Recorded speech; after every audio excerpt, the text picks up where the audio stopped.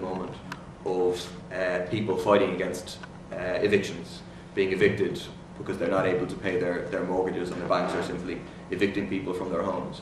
The average wage in Kazakhstan, I think, is around $200 a month. So you have, obscene wealth, obscene poverty existing alongside each other, and in my opinion, it's an important thing to take into account when you're discussing corruption in Kazakhstan. That you can't it's not just corruption in the abstract. It's linked to how society is organised, how society is run, and the fight to defeat corruption. It's not just a question of getting certain laws that exist already and aren't being implemented. It's a question of changing Kazakhstan society into a genuinely democratic society, and where the massive resources that exist are used for the benefit of ordinary Kazakhstan people, as opposed to for the personal enrichment of those at the top of society. And the next point, and the final question I want to raise, is what are the forces that exist in the world or in Kazakhstan that will assist the fight against corruption in Kazakhstan?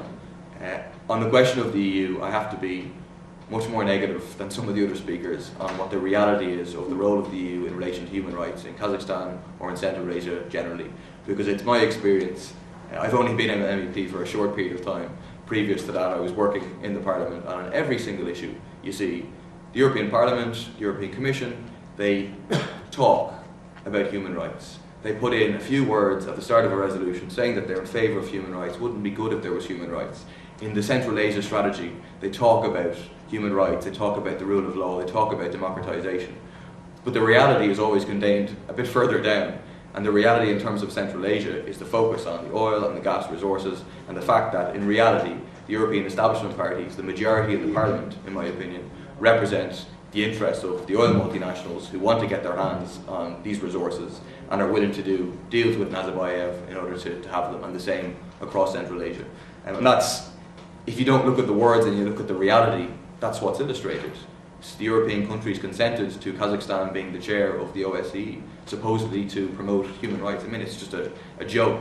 The fact that they met with Nazarbayev here towards the end of last year, while all of this was going on, while the torture in the prisons was being exposed, it demonstrates the reality, unfortunately, that the EU as it's currently constituted is not going to be, unfortunately, the force that will bring human rights to Kazakhstan. And that brings me to my final point, which is that I think it is to the Middle East, to North Africa, the big movements of workers, young people, that's what gives an image of the kind of movements that can develop, that can bring real change to Kazakhstan. And I would emphasise the point about the oil workers movement that's taking place at the moment. I spoke last week, there was a parliamentary delegation from Kazakhstan here, and I spoke at that meeting and I talked about the oil workers. You have 15,000 oil workers on strike at the moment in west of Kazakhstan in particular, but it's also spreading throughout the country. It's having a major movement. And you could see from the response of the Kazakhstan delegation that they were trying to downplay the impact of it. They said, oh no, it's not 15,000 people, it's only a few thousand people, they're looking for huge wages. They were trying to downplay it because you can see the regime is scared about such a movement developing a momentum. And their reaction to that is obviously massive oppression, beatings of protesters, hospitalisation of many protesters, jailing of protesters. The lawyer representing the trade union is still in jail, a woman called Natalia Sokolova.